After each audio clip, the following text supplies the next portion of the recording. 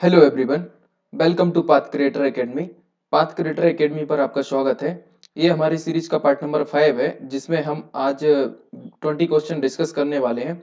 14 दिसंबर 2017 shift 3 के अंदर जो क्वेश्चन पूछे गए थे वो 14 क्वेश्चन है। ये हमारी सीरीज का भाग बी है। इससे पहले भाग ए जो आया था पार्ट 4 में, उसके अंदर 20 क्वेश्चन ऑलरेडी डिस्कस किए जा चुके थे और ये भाग बी है। तो 14 दिसंबर 2017 को जो थर्ड शिफ्ट के 40 क्वेश्चन है वो इन दोनों के साथ कवर हो जाएंगे। ठीक है। यूपीएसआई 2021 के लिए टारगेट करके ये क्वेश्चन किए जा रहे हैं। साथ में एमपीएसआई, एनटीपीसी और एसएससी जीडी के स्टूडेंट भी ये क्वेश्चन लगा सकते हैं। इनसे बहुत ज्यादा लाभ होएगा। ठीक है। ये हमारी सीरीज का पार्ट नंबर 4 है। इसके टोटल 54 पार्ट आएंगे, उसका ये पार्ट नंबर 5 है। ठीक है। और ये रिटर्न एग्जाम जो है यूपीएसआई का, जो रिटर्न 3 फेज में एग्जाम होता है, पहला रिटर्न, दूसरा फिजिकल, तीसरा डॉक्यूमेंट वेरिफिकेशन। ठीक है। तो ये पहला फेज जो है रिटर्न एग्जाम, उसकी ये पूरी स्कीम दे के रखी है। 4 सब्जेक्ट होते हैं, जिसमें प्रत्येक सब्जेक्ट 100 मार्क्स का आता है। 400 नंबर का पेपर होता है। 2 घंटे का समय मिलेगा आपको, 2 आवर का समय मिलेगा। ठीक है। 400 और 100 क्वेश्चन होंगे, 160, और 400 होंगे मार्क्स। ठीक है। क्वेश्चन नंबर पहला देखिए, एक साधारण वर्ष में निम्न महीनों में से कौन से महीने सप्ताह के एक ही दिन से शुरू होते हैं? सप्ताह के एक ही दिन से। सप्ताह के एक ही दिन से कब शुरू होंगे? देखिए, अगर जैसे 1 जनवरी, 1 जनवरी को मैंने मान लिया कि सोमवार है। ठीक है। 1 जनवरी को सोमवार है, तो फिर 1 जनवरी, जनवरी 31 दिन की रहती है, तो इसमें 3 एक्स्ट्रा डेज रहते हैं। ठीक है। और फरवरी जो अगर सिंपल है तो उसमें 0 एक्स्ट्रा डेज रहते हैं, और मार्च जो है उसमें 3 एक्स्ट्रा डेज रहते हैं। ठीक है। तो जहां पर ये सम जो है ना वो 7 हो जाएगा, तो वही जो सेम डे से शुरू हो जाएंगे। 1 जनवरी को सोमवार है तो अगला दिन भी उस मंथ का पहला दिन भी सोमवार हो जाएगा। लेकिन यहाँ पर 3 और 3 6, और जनवरी, फरवरी, मार्च और अप्रैल 2 का होता है, तो 6 और 2 8। तो ना तो जनवरी से शुरू हो रहा है, तो ना तो फरवरी शुरू हो रहा है सेम डे पे, ना सेम डे पे मार्च शुरू हो रहा है, ना सेम डे पे अप्रैल शुरू हो रहा है। ठीक है। तो इस तरीके से बाय ऑप्शन से हम चेक कर लेते हैं ये। जैसे फरवरी और अप्रैल है, तो 1 फरवरी को क्या होता है? एक साधारण वर्ष की बात की है ना। तो 1 अप्रैल को क्या हो रहा है? 1 फरवरी को क्या है? 1 फरवरी को मैंने मान लिया कि 1 फरवरी को रविवार है।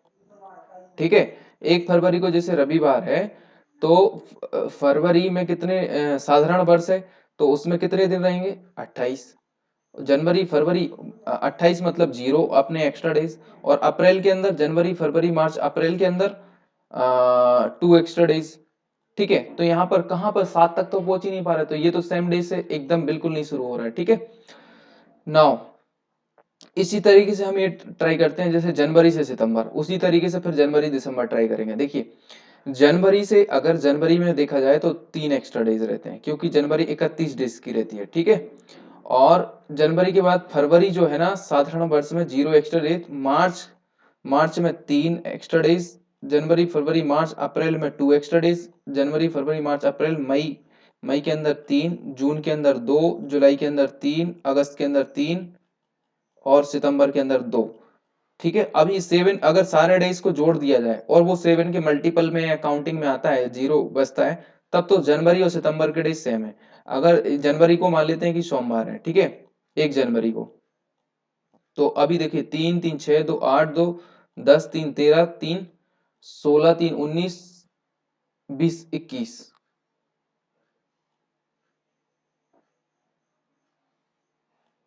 जनवरी में 3 3 6, 3 3 6, और 2 8, और 2 10, 3 13, 13 3 16, 16 3 19, 20 21। तो ऑप्शन नंबर सी देखिए, 3 0। जनवरी, फरवरी, मार्च, अप्रैल, मई, जून, जुलाई, अगस्त, सितंबर। ठीक है। तो जनवरी का 3 0, फिर 3, फिर 2, फिर 3 2 3 2, 3 2 3 2, फिर 3 3 3 3, और प्लस का 3। जनवरी, फरवरी, मार्च, अप्रैल, मई, जून, जुलाई, अगस्त। हाँ, अगस्त। सितंबर नहीं, सितंबर तो कंप्लीट, अगस्त तक होना चाहिए, तो फिर तो गड़बड़ हो जाएगा। तो 3 3 6 और 2 8 और 3 11 12 13 13 और 3 16 16 और 3 19। तो ये 19 दिन हो रहा है। इनको जब हम 7 से डिवाइड करेंगे तो 7 दूना 14, अभी 5 रिमाइंडर बच रहा। तो सोमवार प्लस 5 कितना हो जाएगा? मंगलवार, बुधवार, गुरुवार, शुक्रवार, शनिवार। तो ये तो शनिवार से शुरू होगा, फिर सितंबर शनिवार से शुरू होगा। तो ये तो हो जाता है गलत, ठीक है, ये नहीं हमारा सेम। अब हम ट्राई करते हैं जैसे मार्च और नवंबर को। तो हमें पता है कि 1 मार्च को हम मान लेते हैं कि यहाँ पर कोई सा भी डेज मान लेते हैं, जैसे कि मान लिया कि ये संडे है उस दिन 1 मार्च को, ठीक है, रविवार है। तो मार्च के बाद अप्रैल जो है ना, उसमें 2 एक्स्ट्रा डेज है। सबसे पहले मार्च में ही देखिए, मार्च में कितने एक्स्ट्रा डेज हैं? मार्च को काउंट करना पड़ेगी ना। तो मार्च में जनवरी फरवरी मार्च में 3 एक्स्ट्रा डेज है। जनवरी फरवरी मार्च अप्रैल में 2 एक्स्ट्रा डेज है। जनवरी फरवरी मार्च अप्रैल मई, मई के अंदर 3 एक्स्ट्रा डेज हैं। जून के अंदर 2, जुलाई के अंदर 3, अगस्त के अंदर 3, सितंबर के अंदर 2 और अक्टूबर के अंदर 3। और नवंबर तो आना है तो उसको नहीं लेना, ठीक है, क्योंकि 1 नवंबर का तो देखना ही है ना हमको डेज, ठीक है। तो 3 2 5 3 8 2 10 3 13 13 और 3 16 17 18 19 20 21। तो ये सम कितना हो रहा है? 21। और 7 से डिवाइड हो रहा है, यस, 7 3 जा 21, ठीक है। तो पूरा का पूरा कट गया, तो हमारे पास जीरो रिमाइंडर आ गया। इसलिए मार्च और नवंबर के डेज जो है ना वो सेम होंगे, ठीक है। उसी दिन से मार्च शुरू होगा, उसी दिन से नवंबर शुरू होगा। आप देखिए एक साधारण वर्ष में ये हमेशा रहेगा, ठीक है ना। क्वेश्चन नंबर 140 142 देखिए, यदि दो वर्गों के क्षेत्रफल, वर्ग का क्षेत्रफल क्या रहता है? ये जैसे वर्ग है तो इसका क्षेत्रफल क्या रहता है? इसकी साइड्स अगर ए है तो ये ए का स्क्वायर क्या होगा? ए स्क्वायर होगा। इसका क्षेत्रफल क्या होगा? ए स्क्वायर, ठीक है। एरिया कितना हो जाएगा? ए स्क्वायर, ए इंटू ए होता है ना। वर्गों का क्षेत्रफल 16:1 है, तो A1 का स्क्वायर और A2 का स्क्वायर जो है वो 16:1 है, 16/1। तो उसकी साइड्स कितनी हो जाएंगी? 4:1 हो जाएगी। अब ये पूछा है कि उनकी परिधि का अनुपात, परिधि क्या होती है? ये चारों तरफ जो रहती है वो परिधि रहती है। तो 4, अगर एक साइड 4 हो गई तो चारों साइड कितनी हो जाएंगी? 16। और ये कितना होगा? 4, 4 से कट कर दो, 4 एकम 4 और 4 चौके 16। 4:1 आंसर आ जाएगा। कितना आ जाएगा? 4:1, ठीक है, 4:1, ठीक है। तो 4:1 ऑप्शन बी के अंदर दे के रखा है, ठीक है ना। क्वेश्चन नंबर 143 देखिए, 143 से 145 तक ये थोड़ा डीआई का क्वेश्चन रहता है जो थोड़ा लंबा रहता है ना। तो ये क्वेश्चन देखिए कि निम्नलिखित चित्र को देखें और नीचे दी गए प्रश्नों का उत्तर दें। कैसे? एक शहरगाह में 3 प्रकार के कुल 50 कमरे हैं। 3 प्रकार के कुल 50 कमरे। आराम आराम के 20 कमरे हैं, एसी डीलक्स के 20 कमरे हैं और स्वीट स्वीट के 10 कमरे हैं, ठीक है। निम्न तालिका में आराम के 20 कमरे हैं, एसी डीलक्स के 20 कमरे हैं और स्वीट के 10 कमरे हैं। निम्न तालिका जनवरी और जून 2016 की अवधि, जनवरी से जून 2016 की अवधि के लिए सैरगाह में दैनिक शुल्कों को सूचीबद्ध करती है। जैसे कमरे का किराया, एक व्यक्ति के लिए आराम आराम टाइप का कमरा चाहिए तो वो केवल 1500 रुपए। अगर 2 व्यक्ति हैं तो उन्हें 2000 रुपए में मिल जाएगा, ठीक है। एसी डीलक्स चाहिए आपको तो ये 2000 रुपए का सिंगल के लिए पड़ेगा, और 2 व्यक्ति हैं तो 2500 के लिए पड़ जाएगा। स्वीट्स जो है ना वो 2500 का पड़ेगा सबसे ऊपर का, और 2 व्यक्ति हैं तो 3500 का पड़ जाएगा, ठीक है। और ये दैनिक व्यय प्रति कमरा, दैनिक व्यय मतलब अगर खाली है वो कमरा तो फिर उसके लिए 200 रुपये खर्च आता है, और अगर भरे हैं तो 500 रुपये खर्च आएगा। और ये 300 रुपये खर्च आएगा एसी डीलक्स अगर खाली पड़ा है तो, है ना, क्योंकि उसके मेंटेनेंस में पैसे खर्च होते होंगे ना। तो फिर भरे हुए पे 800 रुपये का खर्च आता है, ठीक है। और खाली पे ये 500 रुपये का खर्च आएगा और ये 1000 रुपये का खर्च आएगा। तो 143 से 145 तक इसी पे बेस्ड क्वेश्चन है। देखिए, यदि एक सैरगाह के सभी कमरे महीने के सभी दिनों के लिए भरे हैं, सभी कमरे सभी दिनों के लिए भरे हैं, तो सैरगाह अप्रैल 2016 में, अप्रैल तो होता है 30 दिन का, 2016 में स्वीट्स कमरों से कितना अधिकतम लाभ कमा सकता है? अधिकतम लाभ कब कमाएगा? जब मैक्सिमम 2 लोगों के लिए किराए पे दिया जाएगा, ठीक है। तो अप्रैल के अंदर जो स्वीट्स, अकेला स्वीट्स का पूछा है, क्या पूछा है? स्वीट्स का, हाँ, स्वीट्स का पूछा है। तो स्वीट्स हमारे कहां पर है? ये देखिए मैक्सिमम लाभ कब कमा सकता है, मैक्सिमम लाभ इस कंडीशन में कमाएगा कि स्वीट्स जो है ना वो कमरे का किराया ये 2 लोगों के लिए दे दे, ठीक है, दे देगा तो सबसे ज्यादा उसे लाभ होगा, ठीक है। सबसे ज्यादा लाभ तभी होगा ना जब 2 लोगों के लिए देगा। तो इसी तरीके से तो अभी देखिए कब ज्यादा कमाएगा, अभी बोला है कि अप्रैल के लिए, तो अप्रैल में कितने दिन होते हैं, 30 दिन, ठीक है। और स्वीट्स के कितने कमरे हैं, 10 कमरे हैं, ठीक है। और इनकम जो है वो हम कितनी कमाएंगे, 3500, 2 व्यक्ति के लिए दे दिए तो 3500 रुपये हो जाएंगे। तो इतने तो वो कमा लेगा, मतलब इनकम होगी, लेकिन कुछ एक्सपेंडिचर खर्च भी हो जाएगा मेंटेनेंस मेंटेनेंस का। चलो तो पहले देखिए 3500, 35 तिया कितने होते हैं, 35 दूनी 70, 35 तिया होते हैं 105, ठीक है। और 1 0 2 0 और 2 0 4 0, 1 2 3 4, ठीक है। तो ये 10,50,000 रुपये हो गए, 10,50,000 रुपये इनकम हो गई, ठीक है। अब इसी में क्या होगा, कुछ एक्सपेंडिचर भी होगा, खर्च भी होंगे। क्या खर्च होंगे, देखिए खर्च कितने दिन के लिए होंगे, 30, और ये 10 कमरे हैं, और इनका कितना खर्च होता है, 10 कमरे हैं और 30 दिन के लिए दिए, इसलिए 30 × 10 तो हो गया। खर्च कितना हो रहा है, तो खर्च कितना होगा, ओनली 1,000 रुपये होगा, ठीक है। कितना होगा, 1,000 रुपये, क्योंकि ये भरे हुए के 1,000 रुपये ले रहे हैं ना, 1,000 रुपये, ठीक है। तो 1,000 रुपये हम क्या कर देंगे इसमें, ऐड कर मल्टीप्लाई कर देंगे 1,000 का। तो कितने रुपए, 1,000 × 10 करेंगे तो ये 10,000, 10 × 30, मतलब 3 के पीछे 3 4 5, 5 0, 3 4 और 5 0, तो 3 लाख हमारे क्या हो गए, 10,50,000 रुपये में से 3 लाख हमारे खर्च हो जाएंगे, ठीक है। तो 10 लाख में से 3 गए तो पहले 7 बचेंगे, 7.5, तो 7.5 लाख के क्या हो जाएगा, अधिकतम लाभ कमा सकता है कि 7.5 लाख, ठीक है, 7.5 लाख, ठीक है। नाउ नेक्स्ट क्वेश्चन देखिए 144, यदि एक विशेष दिन पर आराम के सभी कमरे पूरी तरह से डबल ऑक्यूपेंसी यानी दोहरे अधिभोग के साथ भरे हुए हैं, कितने भरे हैं, डबल ऑक्यूपेंसी के साथ, है ना, डबल अधिभोग के साथ भरे हुए हैं, ठीक है। उस दिन पर केवल 50% स्वीट्स सिंगल ऑक्यूपेंसी से, 50% स्वीट्स सिंगल ऑक्यूपेंसी से एकल अधिभोग के साथ भरे हुए हैं, तो आराम कमरों से उत्पन्न राजस्व स्वीट्स कमरों से उत्पन्न राजस्व की तुलना में कितना प्रतिशत अधिक कम है, अधिक है या कम है, कौन कम है कौन अधिक है, ठीक है। आराम कमरों से उत्पन्न राजस्व स्वीट्स कमरों से उत्पन्न राजस्व की तुलना में, स्वीट्स की तुलना में बताना है, ठीक है।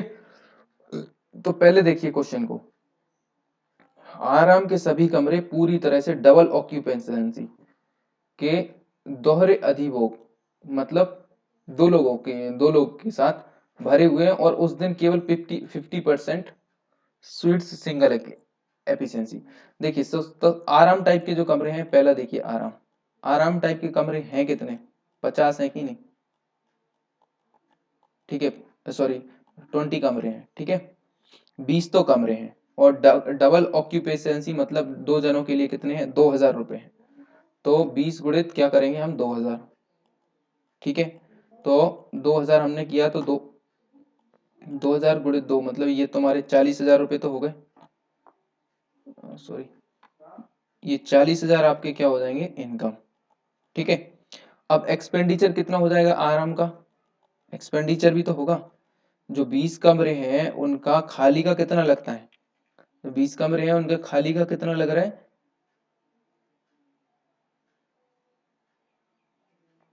खाली का नहीं भरे का, मतलब भरे हुए हैं ना, तो भरे का 500 रुपये, 20 कमरे हैं और उनका कितना एक्सपेंड 500, तो 500 × 2 करेंगे तो कितना हो जाएगा, 500 × 20 करेंगे तो 5 दूना 10 और 000, मतलब ये 40,000 रुपये का फायदा हो रहा था, और 10,000 का क्या हो गया, एक्सपेंस, ये तुम्हारी इनकम हो रही थी और ये एक्सपेंस हो गया। तो 40,000 में से 30,000 गए, 10,000 गए, तो हमारे इसमें कितने, आराम में कितने रुपए कमा रहे हैं हम, 30,000 रुपये, ठीक है, 30,000 रुपये का प्रॉफिट हो रहा है, ठीक है। अब है स्वीट्स टाइप का, तो स्वीट्स टाइप का देख लो, स्वीट्स टाइप में क्या हो रहा है। स्वीट्स टाइप के क्या है, एकल उस दिन केवल 50% सिंगल ऑक्यूपेशंसी एकल उपयोग के साथ भरे हैं। ठीक है, तो 50% सिंगल ऑक्यूपेशंसी कितना है, सबसे पहले सिंगल ये है सिंगल 2500 रुपये। दूसरी बात सिंगल है कितने रूम, 10। स्वीट्स के कितने हैं, 10। तो वो भी 50%, 10 के भी 50%, यानी 5 कमरे जो है वो स्वीट्स के भरे हुए हैं। और सिंगल ऑक्यूपेशंसी के साथ, मतलब सिंगल स्वीट्स के सिंगल के लिए कितना है, 2500 रुपये। तो ये 5 गुणित 2500 करेंगे आप, तो ये तो इनकी कमाई हो जाएगी, 5 गुणित 2500।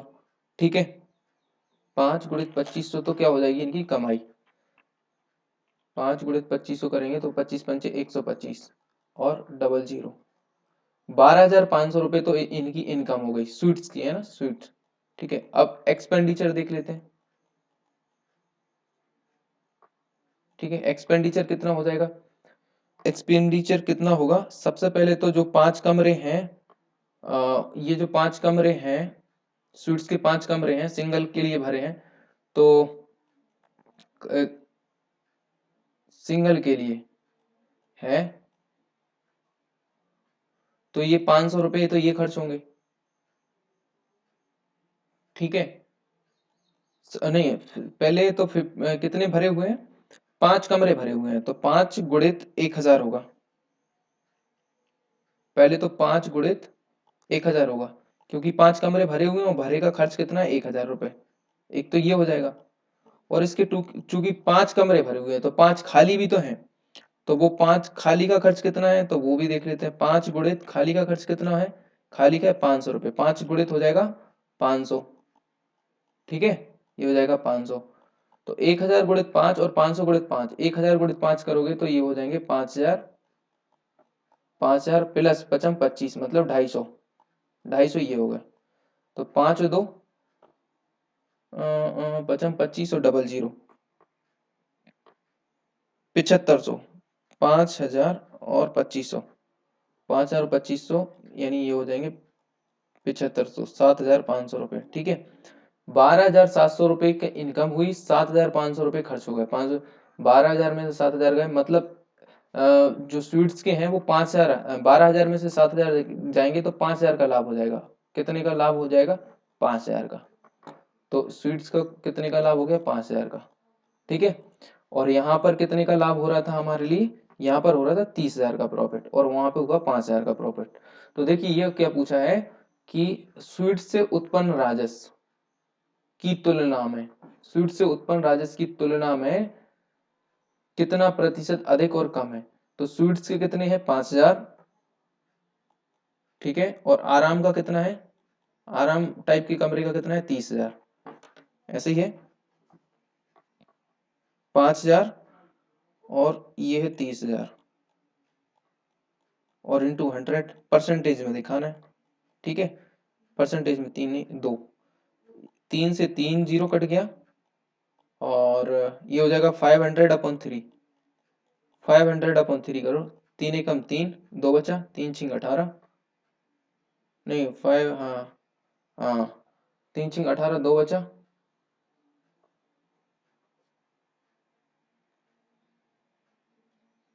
5,000/30,000, ये एक जीरो इधर मिस था। ठीक है, जीरो कर दो, 16.66 ये आपका आ जाएगा। 500/3 करेंगे तो देखिए ऊपर था कितना, 5,000, एक बार और देखिए, ऊपर था कितना, 5,000, 5,000 स्वीट्स का है, और आराम का था कितना, 30,000, कितना 30,000, और इंटू 100, इसी का तो परसेंटेज निकालना है, निकाल लीजिए आप। एक दो जीरो से एक दो जीरो गए। ठीक है, फिर एक और बचे 30,000, तो 2 जीरो और बचे, तो 2 जीरो से 2 जीरो गए। अरे शिट, एक मिनट इरेज कर देता हूँ मैं, इतनी जगह जगह काफी कम पड़ जाती है। ठीक है,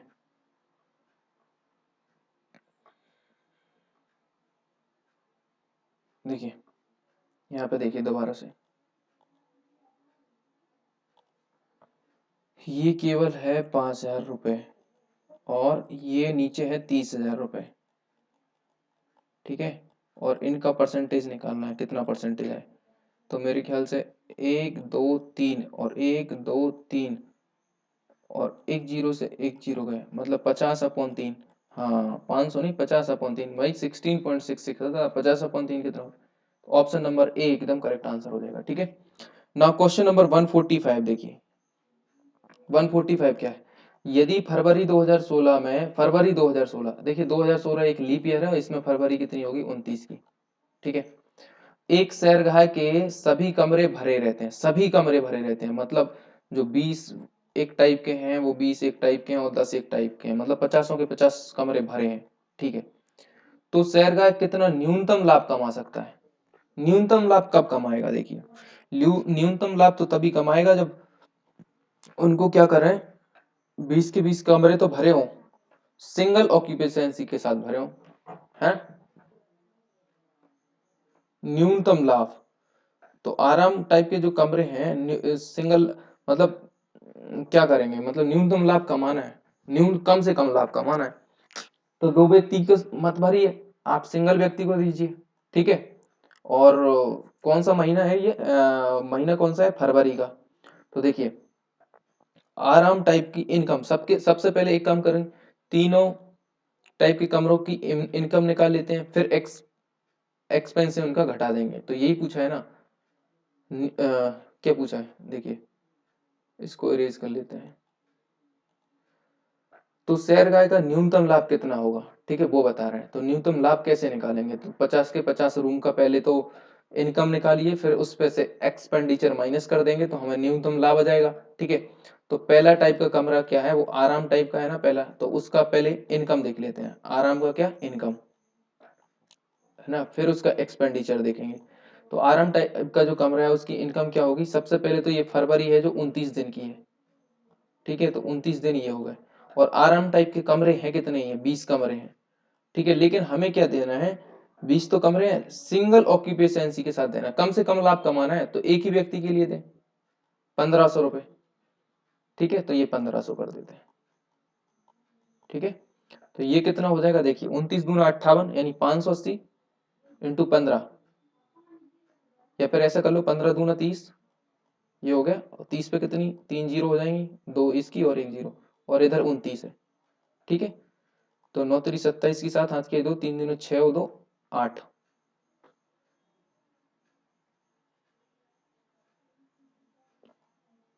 और कितनी जीरो? 1 2 3 4।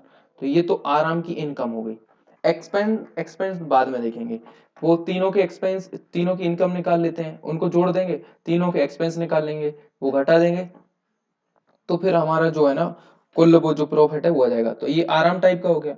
दूसरा क्या है? आराम दूसरा कमरा क्या था? स्वीट नहीं, डीलक्स, एसी डीलक्स है ना, दूसरा एसी डीलक्स है। तो एसी डीलक्स का देख लेते हैं पहले। एसी डीलक्स सिंगल के लिए 2000 है। ठीक है, सिंगल के लिए 2000 है।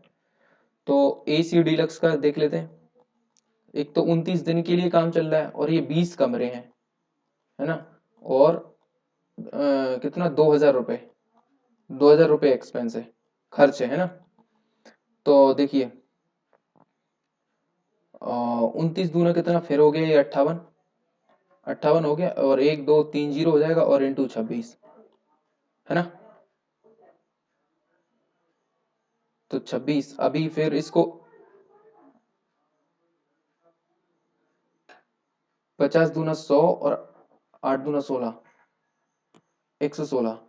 तो ये हो जाएंगे 116 और ट्रिपल जीरो, और इधर 26 का आधा यानी 13, 13 पन्ना 65, 13 छिन 78 की, 78 की 8 हाथ के साथ, 13 कम 13 और 7 20 की 0 हाथ के 2, 13 कम 13 14 15, और कितनी जीरो आएंगी? 1 2 3। तो जो एसी डिलक्स है वो कितना आ गया? 29 गुणित 26, एक कुछ गड़बड़ हो रहा है क्या? 29 दूना 58, 58,000 इंटू 26 करेंगे। 26 क्यों कर रहे हैं? 26, ये 26 नहीं है, सॉरी, ये 20 है, 20 कमरे हैं, यही तो गड़बड़ कर दिया। तो 29 दूना 58, ये 58,000 हो गया, और इंटू 2000 कर दो, 58 इंटू 2000, तो 58 इंटू 2000 करेंगे तो कितना मिलेगा हमको? ये सब तो गलत हो गया था, ठीक है। तो 58 इंटू 2000 करते हैं, 50 दूना कितने होते हैं? 100, और 8 दूनी कितने होते हैं? 16, ठीक है। तो कितने हो जाएंगे? 116। 58 दूनी 116, और कितनी जीरो हो जाएंगी? 29 दूना 58, तो ये केवल 580 होंगे, ये 2 जीरो नहीं आएंगे, ठीक है। और 3 और 1 4 जीरो, 1 2 3 और 4 जीरो, तो ये हो गया हमारे 11,60,000, और इधर था 8,70,000। 11,60,000 ये हो गए, 8,70,000 ये हो गए। तीसरा देखिए, तीसरा क्या बोला है? तीसरा जो है वो एसी के बाद जो है ना, वो स्वीट्स के बारे में बताएं। और स्वीट्स के हैं कितने? केवल 5 कमरे। तो स्वीट्स की इनकम देख लीजिए, कितने कमरे हैं? 5। 5 कमरे हैं, और ये 29 फरवरी की बात चल रही है। और 5 इंटू 29,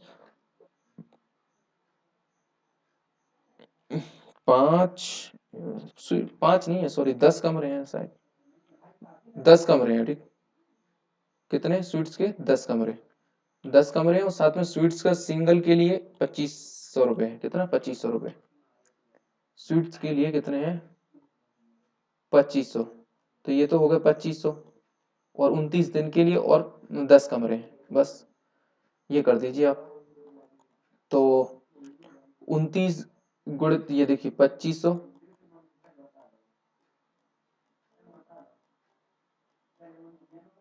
29 गुणित 10, ठीक है। 2500 इंटू 29 गुणित 10, ठीक है। 2500 गुणित 2900 गुणित 10। अब ये मल्टीप्लाई कर देते हैं हम। कैसे करेंगे मल्टीप्लाई? देखिए, 25, 25, ये 29 है, तो देखिए 25 नंबर कितने होते हैं? 25 नंबर होते हैं 225, तो 5 आ जाएगा, और 225 होते हैं ना, तो 25 इधर कैरी आ जाएगा, और 25 दूनी 50, और 25 75, ठीक है, ये हो गए। और डबल जीरो और इंटू 100, ठीक है। कुछ गड़बड़ हो रहा है क्या? कुछ गड़बड़ हो रहा है? 2500 इंटू 29 गुणित 10 करेंगे तो कितना कैलकुलेशन आ रहा है? इधर गड़बड़ हो गया कुछ कैलकुलेशन में। देखिए,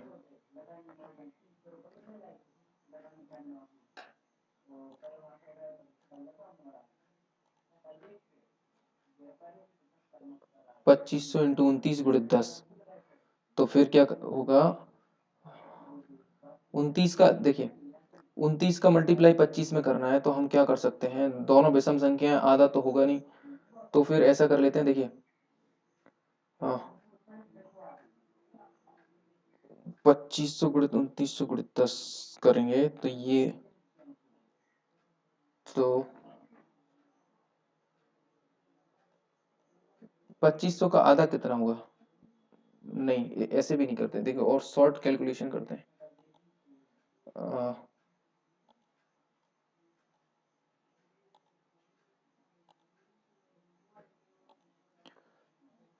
देखिए, 2500 है, और ये 29 है, ये 10 है, तो 29 गुणित 10 कितना हो जाएगा? पहले तो ये देखिए, इधर एक काम करिए, 2500 में गुणा कर दीजिए, तो ये हो जाएंगे 25,000 रुपये, और इंटू 29, यही करना है बस, है ना। तो 9 से कर दीजिए, 9 पन्ना 45 की 5, हाथ के 4, और 9 दूनी 18 और 4 22, ये हो जाएंगे 2, मतलब 25 नंबर होगा, और 25 दूना 50, ठीक है। 5 2 और 5 2 7, यही तो गड़बड़ हो रहा था। 725 आएंगे, और 3 जीरो, मतलब 7,25,000। 7,25,000 ये, और 11,60,000 ये, और 8,70,000 ये, तीनों को ऐड करना है, ठीक है। अब तीनों को ऐड कर देते हैं, 1 2 और तीनों को, तो 11 और 8, सॉरी, 11 और 8, सभी को जोड़ देते हैं। देखिए, 8,70,000 ये, 2 3, 8,70,000, 11,60,000, 60,000, 11,60,000, ठीक है, ये हो गए। और 7,25,000, 7,25,000, ठीक है। तो ये 3 जीरो का तो 3 जीरो रहेगा, ये 5 का 5 रहेगा, और 7 6 13 14 15 का 5 कैरी 1, 8 8 16 और 1 17 के साथ हाथ कैरी 1, मतलब इस 27,55,000 ये हो गया हमारा फाइनल आंसर। नहीं हुआ, ये फाइनल क्या हुआ, इनकम 27,55,000 के इधर लिख लेते हैं। 27,55,000 तो क्या हो जाएंगे, ये पैसे आएंगे, मतलब इनकम है। अब इस कमरों को मेंटेनेंस करने के लिए खर्च भी हो रहे हैं, 27,55,000 है ना, ये याद रख लेते हैं, सारा इरेज कर देते हैं, 27,55,000, ठीक है, 27,55,000, ठीक है, ये तो है इनकम सभी कमरों की, ठीक है। अब कुछ एक्सपेंस भी होंगे, तो एक्सपेंस देख लेते हैं, एक्सपेंस कितना हो रहा है, एक्सपेंस पहला देखिए, एक्सपेंस सबसे पहले कौन सा कमरा है, आराम टाइप का, तो हमने आराम टाइप का जो है उसका एक्सपेंस कितना होगा, देखिए आराम टाइप का है कितना एक्सपेंस, हमने सिंगल व्यक्ति के लिए दिया था, ठीक है।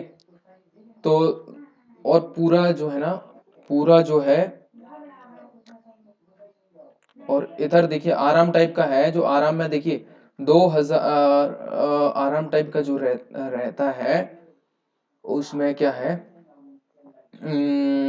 कितने कमरे हैं आराम टाइप के, आराम टाइप के हैं 20 कमरे हैं टोटल, कितने 20 कमरे, ठीक है। और डेज कितने 29 दिन के लिए, और रुपए कितने ले रहे हैं, रुपए खर्च कितने हो रहे हैं, देखिए खर्च हो रहे हैं 500 रुपए, भरे हुए कमरों के केवल 500 रुपए होंगे ना, ठीक है, खाली तो एक भी नहीं है, भरे हुए कमरे हैं तो 500, ठीक है, तो 500 खर्च हो जाएंगे, ठीक है। तो ये आपका कितना होता है, कैलकुलेट करके देखिए, 29 दूना 58, 58 गुणित 5, 58 गुणित 5 करेंगे हम, 58 गुणित 5, 8 5 40 का जीरो, के 4 5 25 4 29, ये हो जाएगा, और 1 2 3 जीरो, 1 2 3 जीरो, मतलब 2,90,000, 2,90,000 ये हो गया, ठीक है।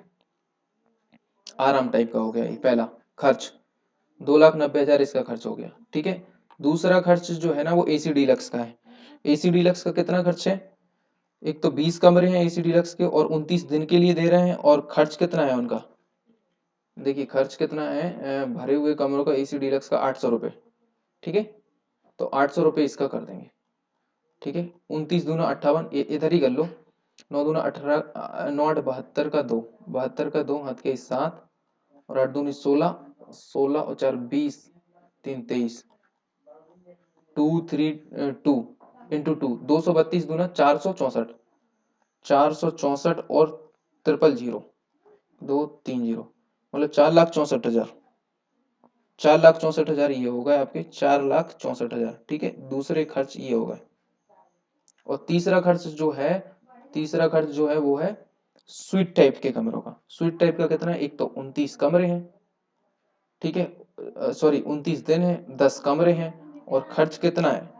खर्च है 1,000 रुपये, 1,000 था ना स्वीट्स का, ठीक है, एक बार कंफर्म देख लेते हैं, 1,000 है क्या स्वीट्स का, हाँ, भरे हुए कमरों का 1,000, खाली का 500, ठीक है, 1,000, तो 29 के पीछे कितनी हो जाएंगी, 3 जीरो, मतलब 2,00,000 और 4 जीरो हो जाएंगी, ठीक है, 2,90,000 ये हो गया खर्च, ठीक है, 2,90,000 ये हो गया, इतना ये हो गया, और इतना ये हो गया। अब ये देखिए 22,55,000 टोटल थे, उनमें से क्या होगा, जो एक्सपेंस होगा इन सबको जोड़ेंगे तो ये कितना बनता है, 2,00,000 ये, 2,90,000 ये, 2,90,000 ये, ठीक है। तो 29 दूनी 58, यानी 5,80,000, ठीक है, 5,80,000 हो जाएगा, और प्लस 4,00,000 ये, 5 4 9,00,000, 4,64,000, 64 जोड़ो इसमें, 64,000, यानी 4 8 6 14 की 4 हाथ की 1, ठीक है, नहीं ऐसा नहीं होगा, 64, 4,64,000, और ये है 5,58,000, इधर देखो 4,64,000 और 5,00,000, 4,64,000, 2 2 4, 29 दूना 58, 5,80,000, हाँ हाँ, 4, 8 से 14 के 4 हाथ के 1, 5, 4, 9 और 1, 10। ठीक है, तो ये हो जाएगा आपका 10,44,000। कितना हो गया? 10,44,000। तो 10,44,000 क्या कर दो, इसमें से माइनस कर दो। तो 22,27,00,000 है, 27,55,000 में से 10,44,000 माइनस कर दो। 10,44,000 माइनस कर देंगे। ठीक है, तो 3 जीरो में से 3 जीरो गए, 3 जीरो बचे, 5 में 4, 1 1, 2 में से 0 2, 2 में से 1 गए, ये 17 7 है ना ये। हाँ, तो 17,11,000, 17,11,000। ठीक है, ये आपका आंसर हो जाएगा। 17,11,000 ये ऑप्शन में। देखिए ये सवाल काफी बड़ा है, और ये जो सवाल जो है ना, बहुत ज्यादा लंबा दे दिया। ठीक है, नाउ नेक्स्ट क्वेश्चन देखिए। क्वेश्चन नंबर 146 क्या कहता है, निम्न संख्याओं में से कौन सी 11 से विभाज्य है। देखिए 11 से वही संख्या विभाज्य होती हैं जो जिनका विषम संख्याओं का योग, सम संख्याओं का योग माइनस विषम संख्याओं का योग, विषम संख्याओं का योग कितना हो, या तो 0 हो या 11 हो। ठीक है, तो 11 से विभाज्यता के नियम यही है। तो हम क्या करेंगे, इन सबको चेक करना पड़ेगी। तो सबसे पहले हम डी से चेक करते हैं, या फिर ए से चेक कर लो। तो देखिए 1 + 5 + 6, 1 + 5 + 6 माइनस, और 4 और 2 6, -6 हो जाएगा। तो 5 और 6 6, 12 में से 6 गए, 6 बचे, मतलब 6 तो कुछ है ही नहीं, या तो हमारा 0 आना चाहिए या 11 आना चाहिए। ठीक है, दूसरा क्या है, दूसरा ये है 1 + 6 + 4, ऐसे ही है ना। इसमें से क्या माइनस करें, 2 + 5 माइनस करो, 5 2 7, 6 6 10 और 11 में से 7 गए, तब भी नहीं आ रहा। ठीक है, तो फिर डी वाला चेक करते हैं। 5 और 1 6 और 0, 6 में से 4 और 2 6 गए, तो ये आ रहा 0, मतलब ये 11 से डिविजिबल है। ठीक है, ऑप्शन नंबर डी एकदम करेक्ट आंसर हो जाएगा। ठीक, ना क्वेश्चन नंबर 147 देखिए, 30 श्रमिक 20 दिनों में एक काम को खत्म कर सकते हैं। ठीक है, 30 श्रमिक है, मतलब 30 मजदूर हैं। वो देखिए मजदूर जब भी मजदूर वाले ये क्वेश्चन आएंगे, तो इसमें हम दो चीजें पहले देख लेते हैं इंपॉर्टेंट, कि हमें किस तरीके से इनको रखना है। एक तो होता है देखिए फॉर्मूला MKD का, यानी मजदूर, कार्य और दिवस करके। ठीक है, और दूसरा है इसका यूज करना है, जैसे यहाँ पे मजदूर है, कुछ कार्य कर रहे होंगे, कुछ दिन में कर रहे होंगे, तो पहला फॉर्मूला तो ये याद रखना है। ठीक है, इधर कुछ कार्य होगा, इधर कुछ कार्य होगा, इधर होगा, इधर इधर इधर, तो फिर इनका मल्टीप्लाई इस तरीके से करना है। तो ये हमारा MKD वाला हो गया। ठीक है, दूसरा जो है, देखिए ये भी जहां पे अप्लाई होगा वो बताएंगे। दूसरा MDH का याद रखना है। MDH क्या, देखिए MDH मसाले हैं क्या, MDH और W और R। ठीक है, तो MDH में क्या होता है, MDH अपन WR, और बराबर में M1D1H1W1R1, और बराबर में क्या हो जाएगा, M2D2R2, M2D2H2R2। तो M का मतलब होता है मजदूर। ठीक है, और D का मतलब होता है डे, और H का मतलब हाउ, और W का मतलब वर्क, और R का मतलब रुपए। जो उनका वर्क और रुपए हैं वो नीचे रहेंगे, और इस तरीके से। ठीक है, तो हम यहाँ पर अप्लाई करते हैं MKD। MKD कैसे अप्लाई करेंगे, देखिए सबसे पहले MKD यहाँ पे लिखते हैं, जैसे 30 श्रमिक हैं, कितने श्रमिक हैं, 30, और वो 20 दिन के लिए काम कर रहे हैं। कोई एक काम है, और वो कितने दिन के लिए कर रहे हैं, 20 दिन के लिए काम खत्म करते हैं। तो टोटल काम कैसे निकालते हैं, 30 × 20 करेंगे, तो ये होता है 30 × 20 करेंगे तो 3 दूना 6, 600। ये तो हो गया टोटल वर्क। ठीक है, टोटल वर्क हो गया। तो वो कह रहे कितने दिनों में 10 श्रमिकों को नौकरी छोड़ देनी चाहिए, 10 श्रमिकों को नौकरी छोड़ देनी चाहिए, ताकि काम जो है ना 25 दिनों में पूरा हो जाए। ठीक है, कितने दिनों में पूरा हो जाए, 25 दिनों में। तो ये जो 25 दिन है, 25 दिनों में पूरा हो जाए, तो देखिए ये 25 दिन है, तो 25 दिन, तो सबसे पहले ये देखिए कि ये जो 25 दिन है, इस 25 दिनों में 20 के 20 आदमी तो पूरे काम करेंगे ही। 20 दिनों में 30 तरह में, सॉरी, 25 दिन के लिए जो 20 आदमी है वो तो काम करेंगे। ये 25 दिन के लिए वो 20 आदमी है, टोटल 30 थे, टोटल कितने थे, 30, तो 20 तो काम करेंगे ना 25 दिन के लिए, तो 25 दूनी 50। ठीक है, और एक जीरो, 500। तो मतलब 500 तो हमारा काम हो चुका है। कितना हो चुका है, 500। टोटल यूनिट काम था 600, 500 काम हो चुका है। तो अभी हमारे पास कितने यूनिट काम बचा, ओनली 100 यूनिट। और इस 100 यूनिट को कौन करेगा, वो जो 10 कैंडिडेट थे वो, तो वो कितने दिन में कर देंगे, तो 10 से भाग देंगे हम, 10 तो 10, आंसर कितना आएगा 10, तो 10 डेज, ये 10 डेज में काम कर देंगे। ठीक है, तो ऑप्शन नंबर कितना हो जाएगा, ए आंसर हो जाएगा। ठीक है, now next question, question number 149 देखिए क्या कह रहा है। देखिए 149 क्या कहता है, 500 के गुणनखंडों की संख्या क्या होगी। गुणनखंड की संख्या कैसे निकालते हैं वो देखिए, जिसे 500 है तो 500 के सबसे पहले हम फैक्टर करेंगे।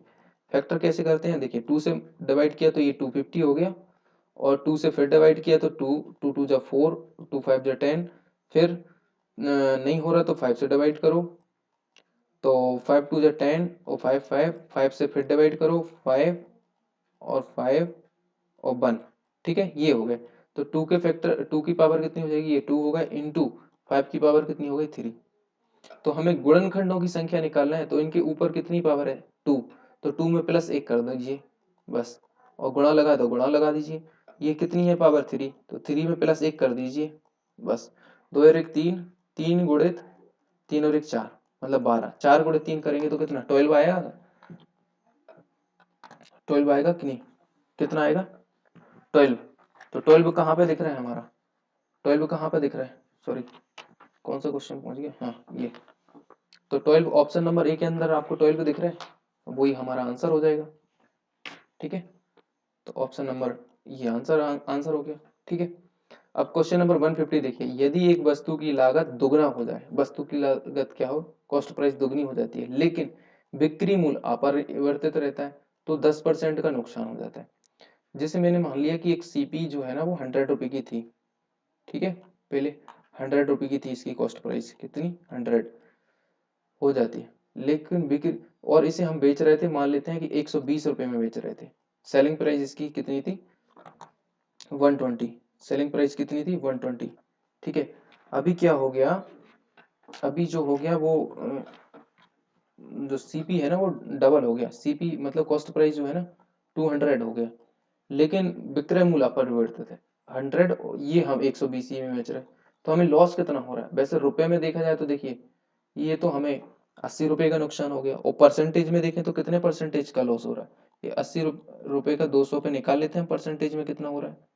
ठीक है, एक 2 जीरो से 2 जीरो कट गए, और 40%, तो हमें 40% का लॉस हो रहा है, और वही 40% की तो वैल्यू इधर देखिए रखिए, वो 10% दे के रखिए। ठीक है, 40% की वैल्यू 10% दे के रखिए का नुकसान होता, तो मूल लाभ प्रतिशत, मूल लाभ प्रतिशत कितना है, मूल लाभ प्रतिशत कितना है, तो मूल लाभ प्रतिशत कितना है 20% है कि नहीं 20%। तो हमें क्या है 40% बराबर देके रखा है, नहीं 10% बराबर देके, सॉरी 10% की वैल्यू देके रखी है, वही 10% की वैल्यू तो आई 40%। ठीक है, और हमें निकालना है 20%, तो इसका क्या करेंगे हम डबल कर देंगे 20%, और ये लाभ कितना हो जाएगा 40 दूना 80%। ठीक है, अभी 40 का हो रहा है तो 80% हो जाएगा लाभ, तो 80% का लाभ होगा, ऑप्शन नंबर बी एकदम करेक्ट आंसर हो जाएगा। ठीक है, ना क्वेश्चन नंबर 151 देखिए, सेब संतरे और आम युक्त 300 फल की एक टोकरी है, में 40% फल संतरे हैं, 25% फल आम है, और शेष सेब हैं। 40% मतलब निकालोगे तो आप कितने 40% निकालोगे तो सेब कितने हो जाएंगे, 40% निकालेंगे 30 चौके 120, 120 तो सेब हो गए आपके, और आम यानी मैंगो कितने होंगे 25% निकालोगे तो आप 30 दूना 60 और 70 75, 75 आपके क्या हो गए 120 तो हो गए आपके ये सेब, 75 मैंगो हो गए, 120 और 75 कितने होंगे 75 20 95, आप कितने बचे 105, तो 105 क्या है सेब है, सेब संतरे आम, सेब हो गए, इसे सेब मान लो, ये संतरे हो गए, अच्छा ये नहीं दिया, सेब संतरे आम, तो ये संतरे हैं, पहले संतरे हैं 40%, ये कितने हैं ये संतरे हैं। ठीक है, और ये 105 आ गए ना लास्ट वाले, ये तो हो गए संतरे, इन्हें हटाओ, और ये आम है 25% आम है, ये आम है, और लास्ट वाले हैं सेब, संतरे आम और सेब।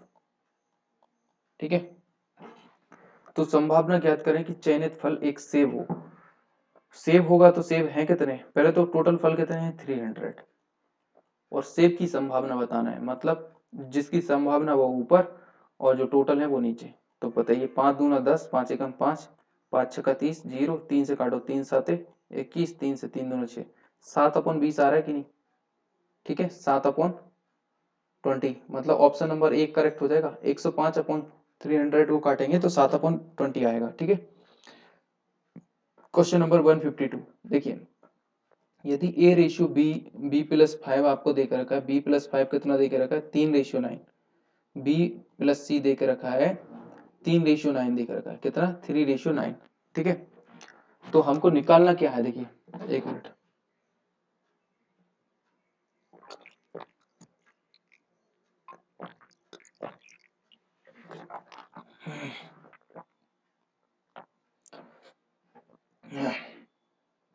हमको c रेशियो a+b ये निकालना है। ठीक है, और ये भी देके रखा है 10, नहीं ये नहीं निकालना, 10:14, तो हमको निकालना है b रेशियो a+c। तो a b c की वैल्यू चाहिए हमें सबसे पहले, तो 9 3 जोड़ेंगे तो ये तो हो जाता है तुम्हारा 12, कितना हो रहा है 12, और इन दोनों को जोड़ेंगे 10 4 14, ये हो रहा है 14। तो ये भी ABC है, ए भी ABC है, तो इन्हें बराबर होना चाहिए पहले नंबर। तो इसमें 2 का गुणा कर दो और इसमें 1 का गुणा कर दो, तो 3 दूना हो जाएगा 6 और 9 दूना हो जाएगा 18, 18 और 6 कितने हो गए 24, ये भी 24 होना चाहिए, 10:14। अब हो गया देखिए ये रेशियो सेम सेम, ये भी 24 ये भी 24, तो यहाँ पे a की वैल्यू कितनी हो गई 6, a बराबर कितना हो गया 6, और यहाँ पे c कितना हो गया 10, c कितना हो गया 10, और a b c तीनों को जोड़ के कितना होना चाहिए 24, 10 6 16 है ना, 16 में कितना जोड़ेगी 24 हो जाए 4 और 4 8, मतलब c इतना है तो b कितना हो जाएगा 8 हो जाएगा कि नहीं, 8 6 14 10 24 हो गया 24। तो अभी हमें निकालना ये b रेशियो a+c, तो b कितना है 8 है, रेशियो a+c कितना हो जाएगा 8 6 14। ठीक है, 2 से कट करें, 2 चौके 8, 2 सत्ते 14, समथिंग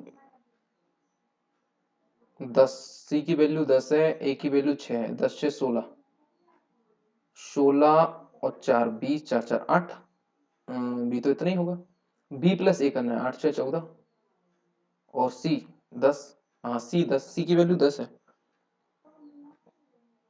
अच्छा, तो a+c करना है, a+c करेंगे तो 10 6 16 और b, तो 8:16, इधर 16 आएगा। ठीक है, 8 1 8 और 8 दूना 16। ठीक है, एक 1:2 या फिर 1/2, ये आपका आंसर है। ठीक है, ऑप्शन नंबर सी एकदम करेक्ट आंसर हो जाएगा। नाउ नेक्स्ट क्वेश्चन देखिए, निम्न दिए गए विकल्पों में से निम्न में से कौन सा भिन्न सबसे बड़ा है?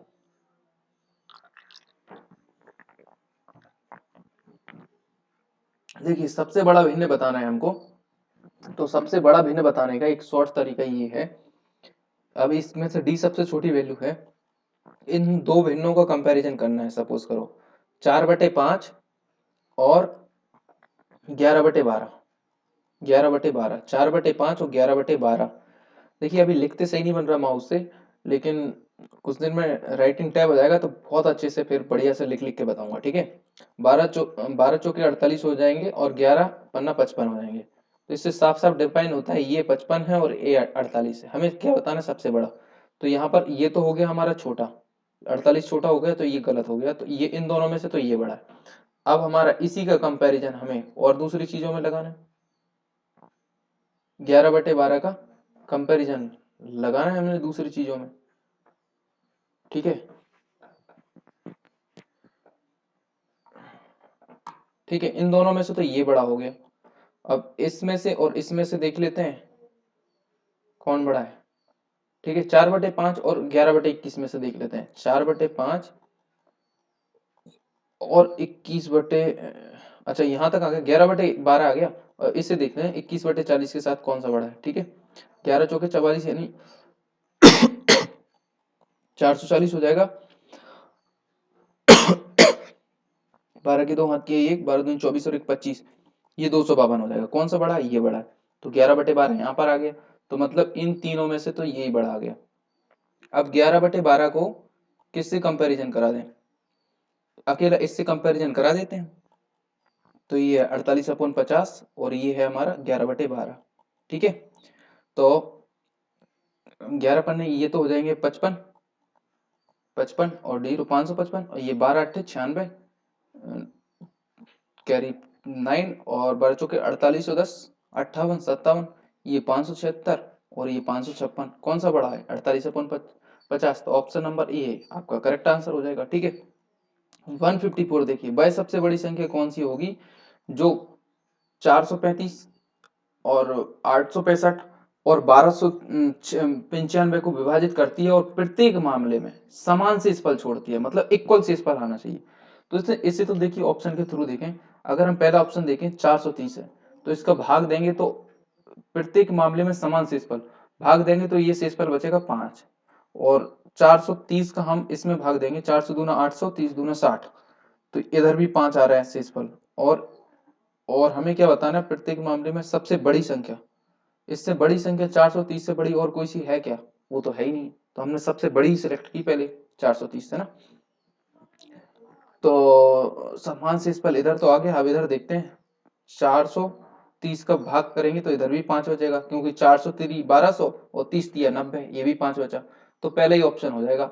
सबसे बड़ी तो यही है थी, उसके बाद ये ट्राई करते तो 400 दूना 800, 400 का डिवाइड करते तो इधर तो 35 बच रहा था, और इधर करते थे 400 दूना 800, इधर 65 बच रहा था। एक जगह 35 बच रहा है, एक जगह 65, तो ये तो ऐसा तो चाहिए ही नहीं है, उनको चाहिए समान शेषफल बचना चाहिए। ठीक है, तो ऑप्शन नंबर ए एकदम करेक्ट आंसर हो जाएगा। ठीक है ना, क्वेश्चन नंबर 155 देखिए, एक दुकानदार 55,000 रुपए में एक एयर कंडीशन बेचता है। एसी को है ना, उसने 55,000 रुपए का बेचा और उपहार के रूप में 500 रुपए और दे दिए, एक गिफ्ट बॉक्स दे दिया, और दुकानदार घर पर डिलीवरी के लिए 2,000 रुपए लेता है। ठीक है, 2,000 रुपए लेता है डिलीवरी के लिए। यदि पूरे लेन देन में दुकानदार को 30% का मुनाफा हुआ, 30% का मुनाफा हुआ, देखिए 5,000 की चीज, सॉरी 55,000 की चीज है, तो 5,000 रुपए का तो उसने गिफ्ट दे दिया, तो 5,000 का गिफ्ट दे दिया तो कितने की पड़ी वो? 5,000 का, 55,000 की चीज थी तो 5,000 का एयर कंडीशन।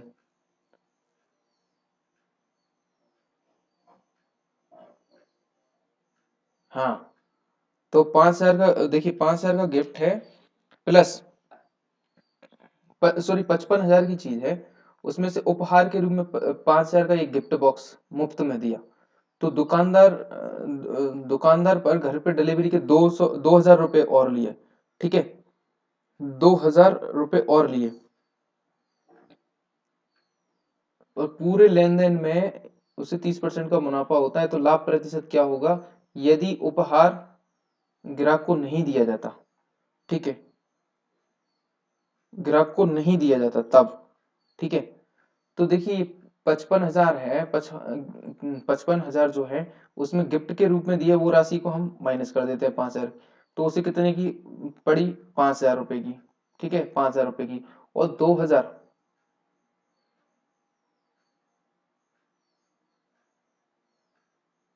5,000 रुपए की, 2,000 रुपए के लिए उसने, 2,000 रुपए ट्रेवलिंग के लिए, तो 50,000 प्लस 2,000, सॉरी 50,000 है, 50,000 प्लस 2,000 लिए उसने ट्रांसपोर्टेशन चार्ज, तो ये हो गई 52,000 की पड़ी उसे। कितने की पड़ी? उसके लिए कितने की पड़ी? खरीदार को 5200 रुपए की चीज पड़ी, क्योंकि 5,000 रुपए का तो गिफ्ट आ गया उसका, तो उसे तो 5200 की पड़ी ना। तो ये जो 5200 की पड़ी है, इस पे भी दुकानदार को कितने का फायदा मिल रहा है? 30%, 30% यानी 130% का फायदा। ये हो गया, जीरो से जीरो कट हो जाएगी, 13 चौके होते हैं 52, मतलब 1% की वैल्यू आ रही है 400 रुपए, तो 100% की वैल्यू कितनी आ जाएगी? 40,000 रुपए, 40,000 रुपए आ गई। तो ये तो हो गया सीपी, कॉस्ट प्राइस, कुछ कॉस्ट प्राइस हो गया 40,000 रुपए। तो पूछा क्या है, यदि पूरे लेन देन में दुकानदार को 30% का मुनाफा होता है, तो लाभ प्रतिशत क्या होगा यदि उपहार ग्राहक को नहीं दिया जाता? अगर ग्राहक को उपहार नहीं देते तो देखिए वो कितने की पड़ती है, एक तो 55,000, वो 55,000 की तो वो चीज, प्लस 2,000 रुपये भाड़े के, मतलब 55,000 और 2,000, 57,000 की पड़ती, मतलब 40,000 की कोई चीज थी, उसे 57,000 रुपए की पड़ती। कितने की पड़ती? 57,000 की। तो कितना डिफरेंस हो रहा है? 17,000 का। तो वही तो पूछा है, 17,000 का कितना, मतलब कितना परसेंट का लाभ होता है? 17, ये 40,000 पे निकालना है, 17,000 अपॉन 40,000 इंटू 100, ठीक है। 1 2 3, 1 2 3, एक जीरो और एक जीरो और, मतलब 170 अपॉन 4, 4 चौके 16, एक बचा, 4 दूना 8, 42, 42 से कौन है, ऑप्शन नंबर बी एकदम करेक्ट आंसर हो जाएगा, ठीक है। देखिए एक दुकानदार है जो 55,000 रुपए में एक एयर कंडीशन बेचता था और उपहार में 5,000 रुपए का एक गिफ्ट भी बॉक्स देता था, मुफ्त में देता था। दुकानदार घर पर डिलीवरी के 2,000 रुपए लेता था, ठीक है, 2,000 रुपए लेता था। यदि पूरे लेन देन में दुकानदार को कितना 30% का लाभ हो रहा है, कितना लाभ हो रहा है, 30% का मुनाफा हो रहा है, तो लाभ प्रतिशत क्या होगा। तो देखिए 5,000 रुपए तो वो 55,000 रुपए की तो उसने चीज दी, तो सामने वाले को पड़ा कितना, पहले तो ये बताओ। 5,000 रुपए की तो गिफ्ट दे दी उसने, तो वो 5,000 50,000 का पड़ा, कितने का पड़ा, 50,000 का। 5,000 हमने माइनस कर दिए ना, तो वो पड़ा 50,000 का। अब इस 50,000 में अगर भाड़े की कीमत जोड़ी जाए तो वो कितनी है, 2,000 रुपए, तो ये हो जाता है 52,000 रुपए का पड़ा। एक्चुअल में उसने 52,000 रुपए की पड़ी, तो इस पे ये 52,000 में ये 130% की वैल्यू है, क्यों, क्योंकि इसमें 30% का मुनाफा हो रहा है। तो इसका 100% निकालेंगे तो कितना होगा, 4,000 रुपए, ठीक है, सॉरी 40,000 रुपए।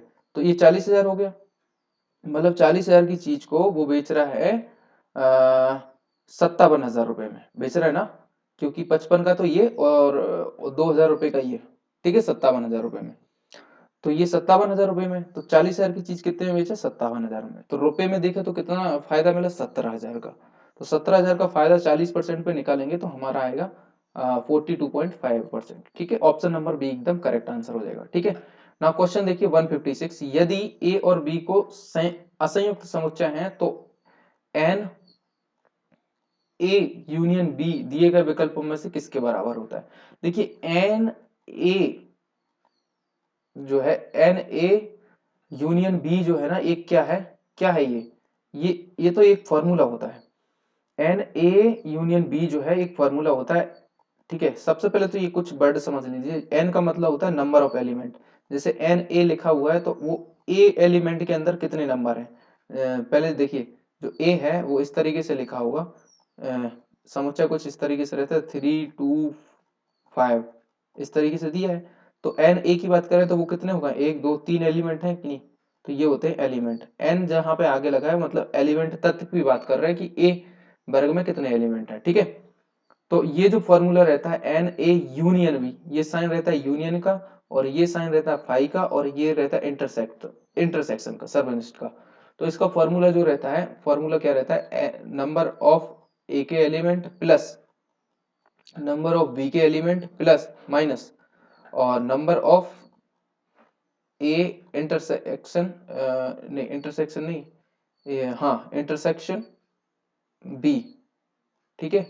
जब हम इसमें यूनियन निकालेंगे तो इंटरसेक्शन ही आएगा, ये फॉर्मूला होता है, ठीक है। अब ये फॉर्मूला देख लीजिए कहां पर है, ऑप्शन नंबर ए करेक्ट हो जाएगा, ठीक है। नंबर ऑफ ए के एलिमेंट नंबर ऑफ बी के element minus number of A intersection B, A और बी में जो कॉमन है वो माइनस होना है, ठीक है। तो ऑप्शन नंबर ए करेक्ट हो जाएगा, ठीक है। क्वेश्चन नंबर 157 देखिए,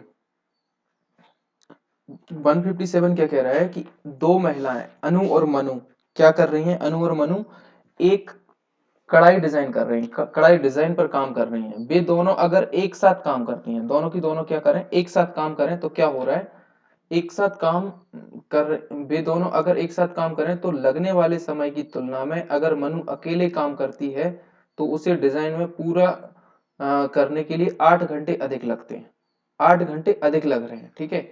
वे दोनों अगर एक साथ काम करें तो लगने वाले समय की तुलना में अगर अनु अकेले काम करती है तो उसे डिजाइन पूरा करने में 4.5 घंटे अधिक लग रहे हैं।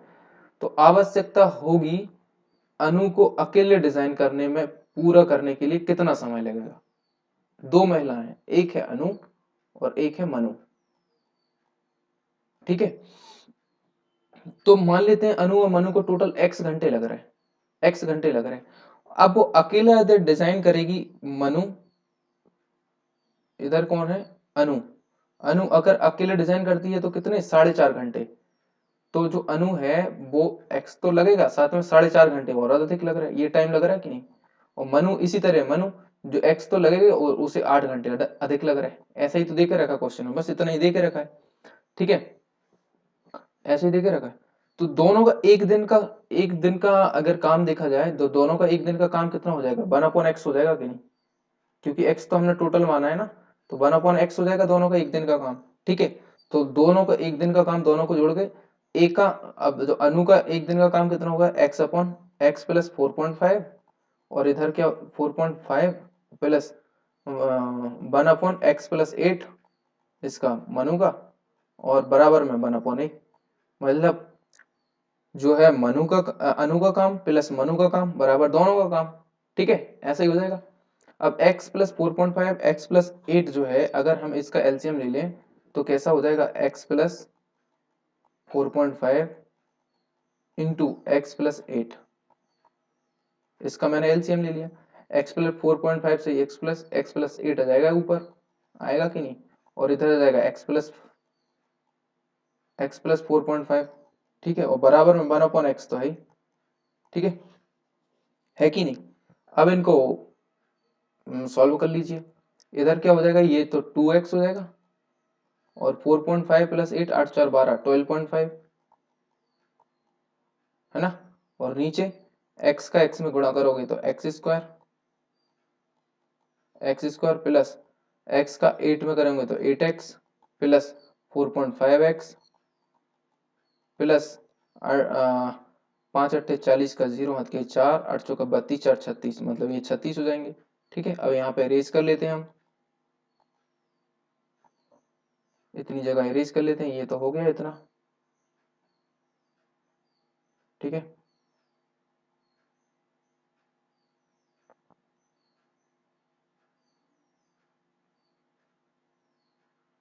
ठीक है, इरेज कर लेते हैं।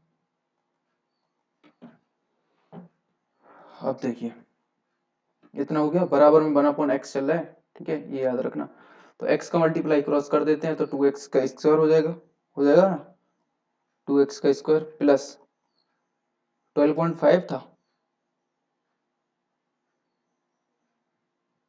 12.5, यस 12.5 ही था, तो 12.5x 12.5x प्लस प्लस का एक बराबर रहेगा ना, बराबर में इधर क्या आ रहा है, एक्स स्क्वायर प्लस इन दोनों को जोड़ के, मतलब 8x प्लस 8x प्लस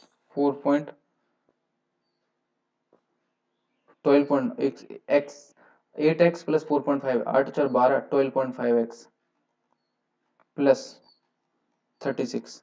ठीक है, अब x यदि हम, अच्छा ये 12.x ही आएगा ना, तो 12.x से तो 12.x जा रहा है, और 2x से अगर x को माइनस करें तो केवल x स्क्वायर बचता है, और x स्क्वायर बराबर 36, तो x की वैल्यू जो है ना 6 आ गई। कितनी आ गई, 6।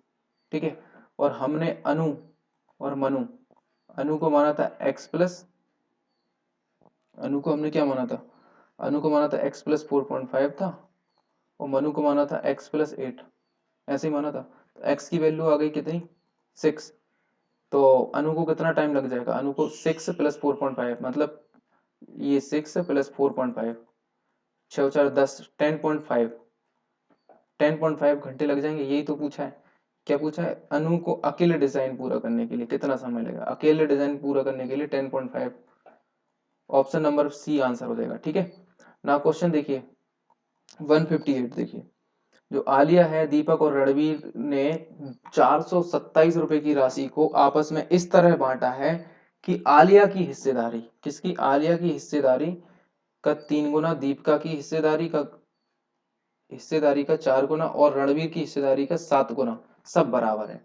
तो देखिए आलिया की जो हिस्सेदारी है उसका 3 गुना, आलिया की हिस्सेदारी का 3 गुना, और दीपिका की हिस्सेदारी का 4 गुना, और रणवीर की हिस्सेदारी का, रणवीर की जो हिस्सेदारी है ये आर यानी रणवीर है, उसकी हिस्सेदारी का 7 गुना, सब बराबर है, तो हमने सब बराबर ही तो रखे हैं। ठीक है, सब बराबर रख दिए। तो रणवीर का हिस्सा ज्ञात करना है। ठीक है, तो हमें 3 4 और 7 इस तरीके से एक संख्या ढूंढना है कि जो 3 4 7 सभी से कट हो जाए। तो 7 7 दूनी 14 7 21 7 चौके 28 7 पन्ना 35 7 छः 42 42 सचिन 42 4 से नहीं कट रहे, सचिन 42 7 7 49 7 8 56। देखिए इधर देख लेते हैं 3 4 और 7, 3 4 और 7 इसका एलसीएम निकाल लेते हैं। 2 से कट करेंगे, 2 2 जा 4 3 7, 2 से कट करिए 2 एकम 2 और फिर 3 और 6 7 3 21 दूना 42 दूना 84, तो 84 हमारा एलसीएम आ गया। 84 से इसे डिवाइड कर दीजिए, सभी को 84 से डिवाइड कर दीजिए। 84 84 84, तो कट के इनका रेशियो आ जाएगा। 3 से काटेंगे, 3 दूना 6 2 बचा 3 अट्ठे 24, ये 28 आ गया। 4 से 4 दूना 8 4 एकम 4 ये 21 आ गया। 7 से 7 एकम 7 7 दूना 14 ये 12 आ गया। ये 21 है, ये 28 है और ये 12 है। तो सब बराबर है। रणवीर का हिस्सा, तो रणवीर की देखिए रणवीर का जो हिस्सा आ रहा है 12 रेशियो, ये है आलिया दीप का रणवीर। 427 रुपए की राशि को आपस में इस तरह बांटा है ना, सबको जोड़ना है। तो 2 और 1 3 8 3 11 की एक, हाथ का एक, एक और एक 2 और 2 4 और 2 6, मतलब 61 रेशियो की वैल्यू देके रखी है। 427 कितनी देके रखी है? 61 गुणित 7 कर देंगे, 7 एकम 7 7 छिंग 42, मतलब 7 रेशियो, मतलब ये 7 रेशियो आ गई। हमें क्या बताना है? जो रणवीर है उसका बताना है। तो रणवीर का कितना है? 12 12 सत्ते 84। ऑप्शन नंबर बी एकदम करेक्ट आंसर हो जाएगा, 84 आंसर। ठीक है, देखिए 7 रेशियो आया ना, तो 7 रेशियो हमें रणवीर का बताना है, तो रणवीर का 12 था, 12 गुणे 7 करेंगे तो 84 आंसर हो जाएगा। ठीक है ना, क्वेश्चन नंबर 159 देखिए, ये जो वैल्यू देके रखी है का मान ज्ञात करना है। तो 58.237 माइनस 41.763 का स्क्वायर, तो ये भी स्क्वायर है और ये भी स्क्वायर है, तो मतलब ये किसका स्क्वायर बन रहा है? ए स्क्वायर माइनस बी स्क्वायर का फॉर्मूला बन रहा है।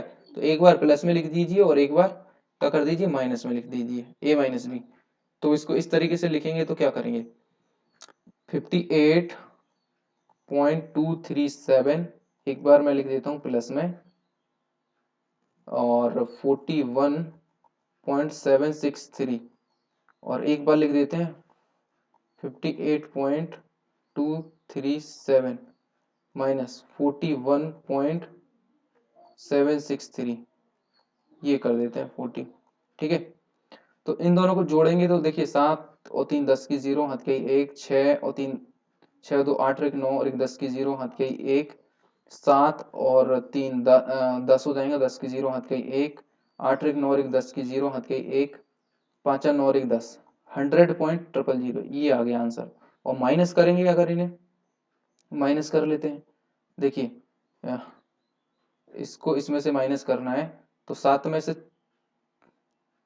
ये देख लेते हैं अपन, 58.237 माइनस करना है 41.763, ये माइनस करना है।